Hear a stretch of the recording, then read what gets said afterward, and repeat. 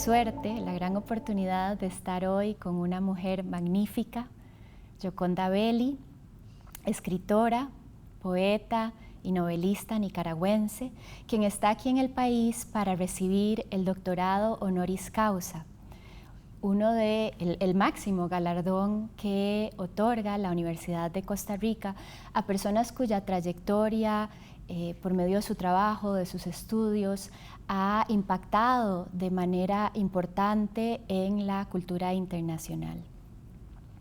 Para mí es un gran placer y es un honor, Gioconda, estar aquí hoy con usted. Bienvenida. Gracias.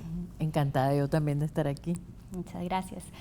Y Gioconda, quería comenzar preguntándole, su obra es amplia, quería también hablar un poco de esa obra. Ha escrito 8 novelas, 12 poemarios, entre otras, y esa vida artística y literaria está mezclada con una intensa vida política. Usted fue militante del Frente Sandinista de Liberación Nacional, parte del movimiento revolucionario que derrocó a Anastasio Somoza en 1979. Y tanto usted como su obra han sido galardonadas. Algunos premios importantes, desde muy temprano, el Premio Casa de las Américas por su poesía, el Premio Biblioteca Breve, el Sor Juana Inés de la Cruz, recientemente el Gil de Viedma, pero también por organismos internacionales que han reconocido su labor en favor de la libertad de prensa y de la defensa de los derechos humanos y de las mujeres. Entonces yo quería comenzar preguntándole qué significa para usted hoy en su vida recibir este doctorado honoris causa de parte de la Universidad de Costa Rica. Mira, Costa Rica y yo tenemos una larga historia porque en este país yo viví 3 años, un exilio que empezó en 1975, yo vine aquí en 76. Y aquí tuve un hijo, viví, digamos, el derrocamiento de la dictadura somocista. De aquí salí en un avión que era tan viejo que llovía adentro del avión. Pensé que nunca iba a llegar a Nicaragua. Llegué a Nicaragua cuando el triunfo de la revolución. Y que toda esa experiencia que fue tan fundamental en mi vida, de ver un sueño cumplido. Esa experiencia está profundamente vinculada con Costa Rica. Y por eso que este primer doctorado honoris causa me lo den en Costa Rica es como un cerrar un gran abrazo, ¿no? Que he recibido de este país. Qué bello eso, y me alegra muchísimo tenerla acá y poderla conocer. Y le cuento que el primer libro que yo conocí suyo es un libro de cuentos para niños, se llama El Taller de las Mariposas, y justamente ahora que usted hablaba de los sueños, este libro que es bellísimo, además tiene unas ilustraciones maravillosas, habla de los sueños. Habla también de la metáfora. Me parece que la metáfora está en el centro como esta posibilidad de invención, sí, ¿verdad? Habla de un insecto que brille como las estrellas y aparece la luciérnaga. Habla del sueño de juntar un pájaro, un ave con las flores. Y para mí era una manera también de entrar en su poesía, este libro. Quería preguntarle cómo entra usted en la poesía. La poesía entra en mí. Mira, mi poesía empezó, no fui poeta desde niña. Yo empecé a escribir poesía a los 20 años, pero había leído muchísimo. Yo vengo de una familia lectora, sobre todo mi mamá, que era una mujer que fundó el Teatro Experimental de Managua, y le encantaba el teatro, y mi casa estaba llena de libros de obras de teatro, de dramaturgia, pero además era una gran lectora. Entonces en mi casa se leía mucho. Mi abuelo, el papá de ella, cuando cumplió 80 años nos dio una esquelita a todos los que estábamos en la reunión, y él tenía una memoria fotográfica. Y nos dijo: veneren al libro Santuario de la Palabra, porque ningún esfuerzo por la cultura universal se pierde. Fíjate, ese fue como su legado. Entonces, la poesía me imagino que se fue acumulando, y cuando llegó un momento en mi vida en que yo rompí con el destino manifiesto que yo tenía, que era casarme, tener hijos, ser una señora de sociedad bien portada, llegó un momento en mi vida en que yo no quise seguir haciendo eso y me involucré políticamente. Entonces, en ese momento, como que esa ruptura también me abrió el cauce a la poesía, porque sentí que mi vida tenía sentido, ¿no? Entonces, ahí empezó la poesía. Y no sé cómo explicártelo, porque me parece que es una de las cosas más mágicas que suceden a un ser humano. Realmente lo que yo siento es una vibración interior, ¿no? Yo tengo un poema que dice que cuando voy a escribir poesía me parece que voy a estornudar flores, porque es una sensación cosquillosa que la siento por varios días y de repente el poema viene con la primera línea y a veces no sé dónde voy a terminar. Entonces esa fue mi relación con la poesía, fue muy de expresarme y expresarme como mujer, porque una de las cosas que junté a esa, digamos, descubrimiento de que mi vida podía tener un sentido a través de la palabra, a través del compromiso político, fue darme cuenta que como mujer también yo tenía un poder especial. Sí, es que, ¿verdad? Su vida como poeta no es desligable de su vida militante. No. Pasan al mismo tiempo, además. Las mariposas no pesan casi nada, así comienza su libro, son un parpadeo, y eso me hace pensar también en esos sueños de libertad, en lo difícil que fue conseguirlos y también cómo pueden esfumarse rápidamente. Y yo quería preguntarle por ese momento de esos sueños de los que usted fue parte, esas ideas, esas labores, ¿cuáles fueron, cómo fueron que inventaron por un momento otra forma de pensar el país? Mira, fue todo un proceso largo, esos son procesos muy largos. Lo que me da esperanza, en cierta manera, es que, aunque ha habido un fracaso, ¿no? Podemos ver el círculo de la victoria unido a la derrota también, ¿no? El proceso es muy largo, y entonces, ¿cómo se empieza? Primero que todo es tomar conciencia. Para mí fue tomar conciencia de la desigualdad social en Nicaragua. Luego de la dictadura, que había que este hombre que tenía una familia con 45 años, un linaje, una falta, había mucho injusticia, crimen. O sea, nosotros sabíamos de Somoza por las cosas que pasaban en el campo, ¿no?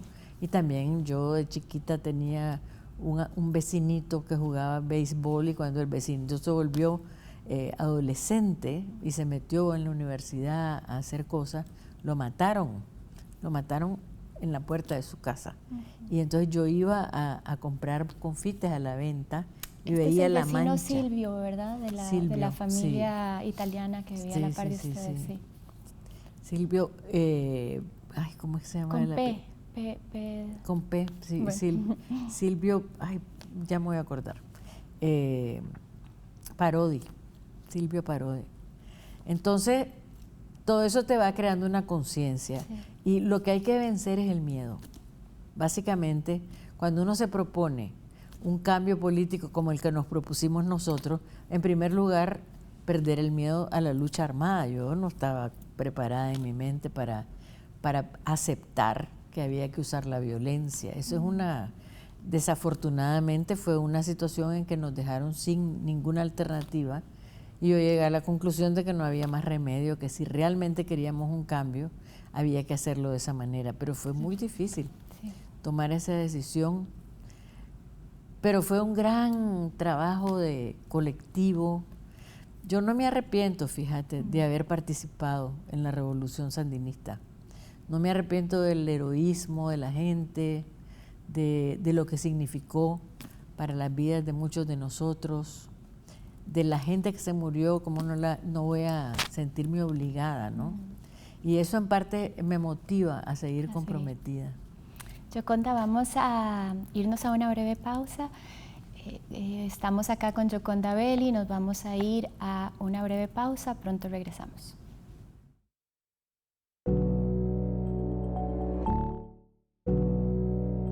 Seguimos en Libros al Aire conversando con Yoconda Belli. Yoconda, en relación a esto y más bien yéndonos, usted nos estaba antes narrando de ese momento impactante que aparece, de hecho, en uno de sus libros, cuando usted es muy niña, ve la mancha de sangre de esta persona joven que fue acribillada frente a su casa, y esa mancha quedó ahí a través del tiempo. Nos remontamos ahora a estas décadas y encontré en el New York Times un artículo de opinión escrito por usted. Este artículo es del 2021 y a mí me pareció una especie de carta en una botella al mar, ¿verdad? Usted diciéndole al mundo lo que está sucediendo en Nicaragua, y en ese artículo hace un recordatorio histórico de lo que sucedió en la Revolución Nicaragüense, donde se derroca ese linaje tirano, y da cuenta del presente, de la destrucción de ese sueño nicaragüense, y es desgarrador leerlo hoy porque además han pasado cosas en su vida también a partir del 2021. Usted cierra este texto diciendo: soy poeta, soy escritora, soy una crítica manifiesta de Ortega, tuiteo, doy entrevistas, con Somoza me juzgaron por traición, tuve que exiliarme, ahora enfrentaré la cárcel de nuevo, el exilio, ¿por quién irán después? Y bueno, sabemos lo que ha pasado en relación a usted, pero quería abrir esa pregunta: ¿por quién, por quiénes, por qué han ido después? ¿Qué ha pasado desde entonces? ¿Y cómo es la situación que se vive hoy en Nicaragua? Bueno, han ido por muchísima gente y siguen yendo por muchísima gente. Mira, por ejemplo, el último persona que era como difícil de imaginar fue el hermano de Daniel Ortega, ¿no? El general Humberto Ortega está ahorita con casa por cárcel porque se atrevió a dar una entrevista a un medio argentino, Infobae, y habló muy claramente de cómo veía él la situación en Nicaragua, urgiendo a que debía haber un diálogo, que debía buscar una solución pacífica a la crisis política, que podía ser las elecciones del 2026, que fueran unas elecciones verdaderamente representativas de la voluntad popular, y diciendo que Ortega no tenía sucesión, que si Ortega se moría, no había dentro del partido quien lo sustituyera. Y eso causó, me imagino yo, una crisis familiar, porque la que piensa que lo va a sustituir es Rosario Murillo, y Rosario Murillo se ha convertido en el poder detrás del trono, porque realmente Ortega ocupa todavía una especie de trono porque tiene toda la historia, digamos, ¿no?, que le reconoce mucha gente, pero Murillo es la que realmente mueve los hilos. Y es bien triste porque realmente es una mujer que ha demostrado una total falta de empatía, falta de compasión. O sea, ¿cómo vas a creer que hay personas que han echado de Nicaragua? Ahorita con el caso del general Ortega, echaron a una señora que tenía 94 años, 84 creo, o 94, pero ya bien mayor, porque había hecho unas traducciones al general Ortega. O sea, vos te podés imaginar lo que es que te echen. Esa señora estaba desde el tiempo de la revolución en Nicaragua. Y eso lo hemos visto con otras personas. Encarcelaron gente de casi 90 años cuando se iban a dar las elecciones del 2021. Entonces hay una falta de legalidad, por un lado. A mí, junto con 94 personas, nos pusieron en una lista. Yo me enteré por un decreto que perdía todo: mi nacionalidad, mi casa, mi pensión de jubilación. Y una serie de personas que hay aquí en Costa Rica que ya tenían 70 y tantos, 80 años, te puedes imaginar, y ya vivían de su pensión de jubilación. Yo he tenido la suerte de que tengo una profesión portátil que va conmigo donde yo voy, pero no es fácil para personas que ya estaban retiradas, jubiladas y de repente, ¿por qué? Por tener una opinión diferente. Sí. Y bueno, en este artículo me parece que usted alude a lo insurrecto de las palabras y al coraje de ejercerlas. Y bueno, en esta historia reciente la traición es otra de aquel que antes fuera parte del movimiento y de esa esperanza de cambio. Y el despojo de la nacionalidad ha sido una nueva táctica, una forma de acallar la disidencia a todo nivel social. Recientemente, aquí es donde quería pedirle que nos leyera ese poema del que hablamos antes, porque recientemente lo escuché de casualidad en un programa, y este programa lo que hace es poner ahí los poemas leídos por las voces de sus autores, autoras, y ya el poema es hermosísimo porque habla de esa pérdida, pero desde lo cercano y lo simple. Pero escucharla a usted leyéndolo es todavía más intenso, entonces yo quería que nos leyera Despatriada. Mucho gusto. Bueno, este poema lo escribí en un momento de verdadera desconcierto, de darme cuenta que estaba despatriada, o sea, que no tenía dónde vivir. Yo estaba, cuando me di cuenta de lo que había pasado, me había ido un rato a ver a mi hija que vive en Oregon, y ahí fue que me dijeron no volvás porque están encarcelando a todas las personas más o menos con mi perfil. Entonces ya no volví y dije, ¿a dónde voy a vivir, no? Y entonces de esto salió el poema. No tengo dónde vivir, escogí las palabras. Allá quedan mis libros, mi casa, el jardín, sus colibríes, las palmeras enormes, las apodadas Bismarck por su aspecto imponente. No tengo dónde vivir, escogí las palabras, hablar por los que callan, entender esas rabias que no tienen remedio. Se cerraron las puertas, dejé los muebles blancos, la terraza donde bailan volcanes a lo lejos, el lago con su piel fosforescente, la noche afuera y sus colorines trastocados. Me fui con las palabras bajo el brazo. Ellas son mi delito, mi pecado. Ni Dios me haría tragármelas de nuevo. Allá quedan mis perros, Macondo y Caramelo, sus perfiles tan dulces, su amor desde las patas hasta el pelo, mi cama con el mosquitero, ese lugar donde cerrar los ojos e imaginar que el mundo cambia y obedece a mis deseos. No fue así, no fue así. Mi futuro en la boca es lo que quiero. Decir el corazón, vomitar el asco y la ranura. Queda mi ropa yerta en el ropero, mis zapatos, mis paisajes del día y de la noche, el sofá donde escribo, las ventanas. Me fui con mis palabras a la calle, las abrazo, las escojo, soy libre, aunque no tenga nada. Entonces ese es mi credo personal. Sí. Y es esta decisión suya de hablar por quienes no pueden o por quienes callan, pero además de hablar a través de un medio que creo que tiene la posibilidad de llegar con un ímpetu que es muy distinto a que leamos algo en una noticia, por ejemplo, ¿verdad? Y me voy a referir a otra poeta, es una mujer joven de origen somalí, pero que vive en Londres. Ella se llama Warsan Shire y tiene un poema brutal que se llama Home, que comienza diciendo: nadie se va de casa, o nadie se va del hogar más bien, a no ser que el hogar se haya convertido en las fauces de un tiburón.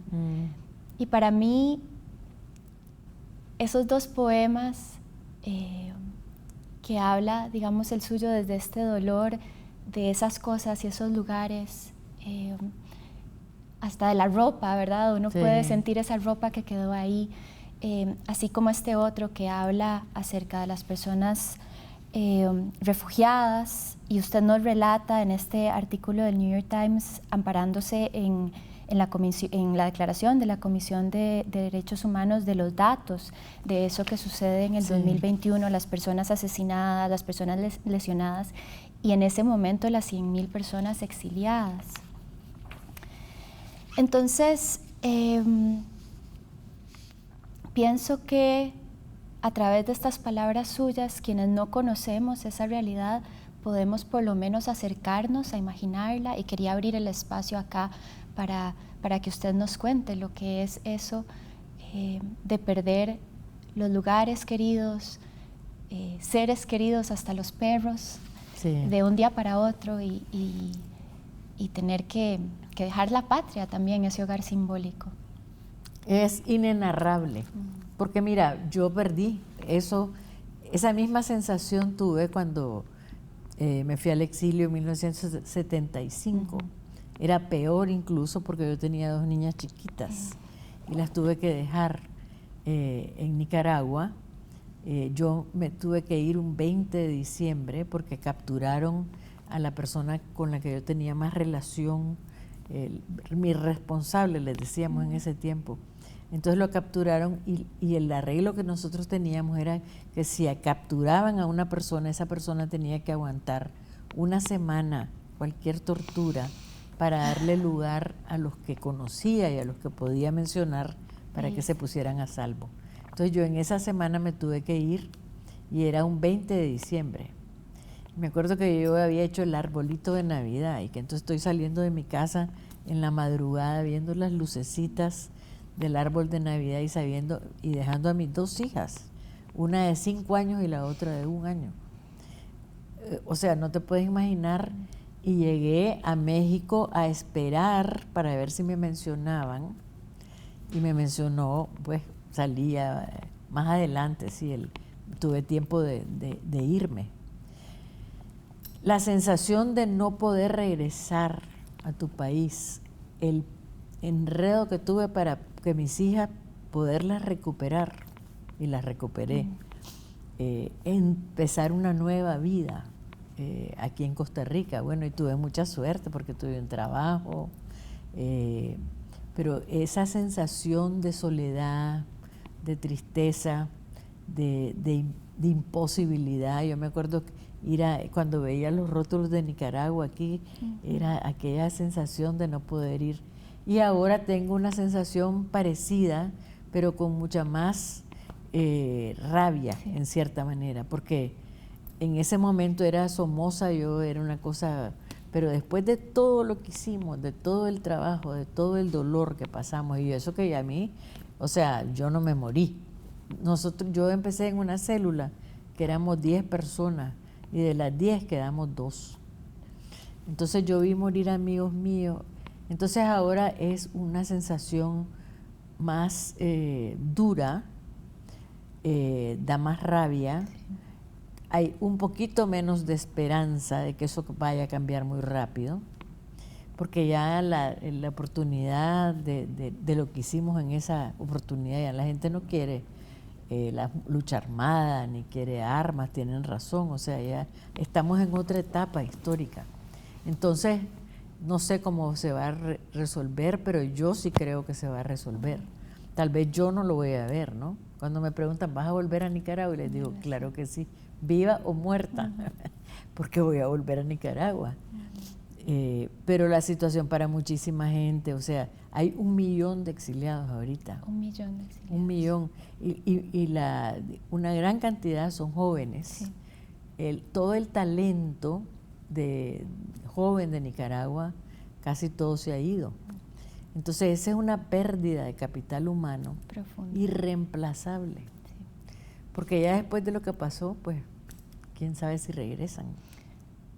Voy a detenernos un momento, vamos a ir a una breve pausa. Estamos con Gioconda Belli en Libros al Aire.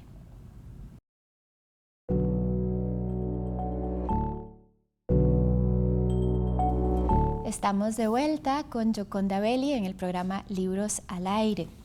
Gioconda, bueno, estábamos hablando de la desgarradora situación política y la dolorosa situación personal que vive usted, pero que también es la que viven muchísimas personas en Nicaragua hoy. Usted hablaba de todas estas personas jóvenes que han tenido que irse. De hecho, yo acá en la Universidad de Costa Rica he conocido colegas de Nicaragua, tengo estudiantes de Nicaragua. No conozco sus historias, pero me imagino que están relacionadas con todo esto que está pasando. Y hablando de estudiantes, quería comentarle de una conversación que tuve con una estudiante, pero esto para regresar a su obra literaria, ahora a la novela, y bueno, son muchas sus novelas, pero me quisiera enfocar en La mujer habitada, porque pienso que es un clásico, en el sentido de esos libros a los que uno puede regresar y encontrar otras cosas. Yo le decía que yo primero la conocí a mis 20 años por el Taller de las Mariposas, pero hubiera querido conocerla a mis 20 años por La mujer habitada, porque yo estudiaba arquitectura en esos momentos, soy arquitecta. Sí. Pero bueno, resulta que esta joven, que es una joven de 20 años que estudia arquitectura, se me acerca después de clase. Ella está viviendo un momento muy triste por la enfermedad terminal de una persona importante para ella, y me pedía recomendaciones literarias. Ella no sabía de mi conversación con usted, de que yo la iba a entrevistar, y vea la casualidad que me dice que lo único que ella conoce que le habla de la muerte es la obra de Gioconda Belli, una de sus escritoras preferidas, y particularmente La mujer habitada. En esa novela ella encuentra una explicación sobre la muerte, y eso es lo que ella ya anda buscando, armar sentido, que le permite pues cierto consuelo. Entonces yo no podía dejar pasar esa casualidad y decidí pedirle a Laureana que me diera una pregunta para usted, transmitirle a usted la pregunta de Laureana. Pues bueno, por eso pienso también que La mujer habitada es un clásico que nos permite hablar entre generaciones. Y usted decía que las novelas, que escribir novelas para usted es un proceso de descubrimiento. La pregunta de Laureana va en torno a la muerte, en torno a armar sentido ante la fragilidad de la vida. Y yo quería preguntarle qué ha descubierto usted a través de su escritura acerca de la muerte, pero también siento yo, lo que percibo en su escritura es que siempre va acompañada de una esperanza, sí, de una esperanza ante lo trágico y ante lo frágil y ante lo efímero. Pues esa es... Bueno, realmente La mujer habitada es una especie de creencia, ¿no? de hablar de cómo nosotros los seres humanos resistimos y pervivimos, ¿no? Porque nosotros nos vamos a hacer tierra y la tierra va a ser fértil y quién sabe cuántos años van a pasar, pero hay como un proceso de circulación, ¿no? de convertirnos en otra cosa. Entonces yo no le creo a la muerte, le creo al olvido. O sea, realmente yo creo que la muerte es el olvido, que mientras una persona sea recordada, va a seguir estando viva. Y creo que no podemos dejar de aceptar que somos como una enorme carrera de relevos, ¿no? Y que lo importante para mí es que uno deje algo al corredor que viene detrás, ¿no? Y que pueda permanecer de esa manera, porque no vamos a permanecer físicamente, por desgracia, porque me encantaría vivir 300 años, pero sí vamos a permanecer en la medida en que nos demos y demos a los demás, y además dejándoles un mundo mejor. Esa ha sido parte de mi compromiso, digamos, también, que no me ha ido tan bien en todo sentido, pero yo pienso que dejar el ejemplo de gente que se comprometa, porque estamos metiéndonos en un mundo cada vez más incierto y donde la gente se siente tan pequeñita y tan poco importante. Y me encanta un dicho de unas mujeres que hicieron una obra de teatro, y en una de esas partes decía, la persona que se siente si crees que sos tan pequeño como para no poder marcar ninguna diferencia, nunca has estado en la cama con un zancudo. Y es verdad, o sea, uno puede estar con el mosquito, si se te mete un mosquito, te arruina la noche. Te saca la vida. Entonces eso me parece que es tan perfecto, ¿no? De uno pensar que por pequeña que sea la diferencia, una suma de diferencias van haciendo una diferencia más grande. Sí. Gioconda, yo deseo que usted pueda regresar a su amada Nicaragua, que es además una figura tan presente y tan poderosa en su obra. Y que usted regresa además sabiendo que usted deja tanto ejemplo, tanta valentía y tanta obra, tanta palabra.